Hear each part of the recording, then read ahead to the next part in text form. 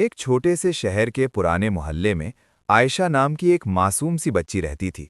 उसका घर सादा सा था थी इसीलिए उसकी दुनिया बहुत छोटी मगर जज्बात से भरी हुई थी। आयशा के पास ज्यादा खिलौने नहीं थे। मोहल्ले की दूसरी बच्चियां नई नई गुड़िया और रंग बरंगे खिलौने लाती थीं, मगर आयशा खामोशी से उन्हें देखकर मुस्कुरा देती थी। उसके पास सिर्फ एक पुरानी सी गुड़िया थी जो उसे उसकी नानी ने बरसों पहले तोहफे में दी थी। इस गुड़िया का रंग मांद पड़ चुका था, बाल उलझे हुए थे और कपड़े भी पुराने हो चुके थे, मगर आयशा के दिल में इस गुड़िया के लिए बेहद मोहब्बत थी। उसने इस गुड़िया का नाम नूरी रखा था, क्योंकि आयशा के नज़दीक वो गुड़िया उसकी ज़िंदगी में रोशनी की मानंद थी। आयशा हर सुबह सबसे पहले नूरी को देखती, उसे सीधा बिठाती और प्यार से उससे बातें करती। स्कूल जाने से पहले वो नूरी को एहतियात से अलमारी में रख देती, जैसे कोई कीमती खजाना हो।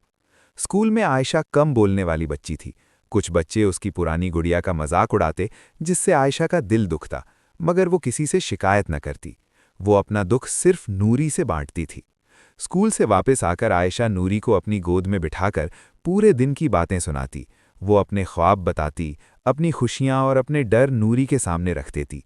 आयशा को यकीन था कि नूरी सब कुछ सुनती है और उसे समझती भी है। रात को सोने से पहले वो नूरी को अपने सीने से लगा लेती और खुद को तन्हा महसूस नहीं होने देती।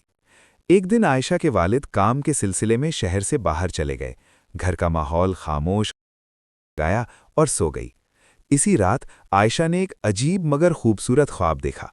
उसने देखा कि कमरे में हल्की सी रोशनी फैल रही है और नूरी आहिस्ता आहिस्ता हरकत करने लगी है।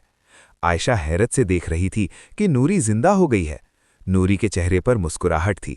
उसने आयशा का हाथ पकड़ा और नरमी से कहा कि जो दिल से मोहब्बत करता है वो कभी अकेला नहीं होता। आयशा ने ख्वाब में ही नूरी को अपनी सारी परेशानियां बताईं। नूरी ने प्यार से आयशा को समझाया कि चीज़ों की खूबसूरती उनके नए या पुराने होने में नहीं, बल्कि उनसे जुड़ी मोहब्बत में होती है। उसने कहा कि हर मुश्किल वक्त गुजर जाता है और जो सब्र करता है उसे ज़रूर सुकून मिलता है। ये कहकर नूरी दोबारा एक खामोश गुड़िया बन गई। सुबह जब आयशा की आंख खुली तो उसके दिल में अजीब सा सुकून था। उसने नूरी को देखा और मुस्कुरा दी। इस दिन के बाद आयशा ने कभी अपनी गुड़िया पर शर्मिंदगी महसूस नहीं की। उसने अपनी माँ से कहकर नूरी के लिए नए कपड़े सिलवाए, उसके बाल संवारे और उसे और भी ज्यादा मोहब्बत देने लगी। वक्त गुजरता गया, आयशा बड़ी होती गई। स्कूल, फिर कॉलेज और फिर यूनिवर्सिटी। जिंदगी में मुश्किलात आईं, मगर आयशा ने हिम्मत नहीं हारी। जब भी वो थक जाती या दिल उदास होता, नूरी को देखकर उसे अपने बचपन की वो बात याद आ जाती कि मोहब्बत ही असल ताकत है। आज आयशा एक कामयाब और मेहरबान टीचर है। वो बच्चों को सिर्फ किताबें नहीं पढ़ाती, बल्कि उन्हें ये भी सिखाती है कि हर चीज़ की कद्र करनी चाहिए। उसके कमरे में एक शीशे की अलमारी है जिसमें नूरी आज भी महफूज रखी हुई है। आयशा अपने शागिर्दों को बताती है कि ये गुड़िया उसकी दोस्त थी जिसने उसे ज़िंदगी में हौसला दिया।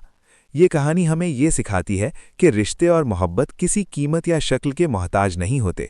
कभी कभी एक खामोश सी गुड़िया भी इंसान की ज़िंदगी का सबसे मजबूत सहारा बन जाती है।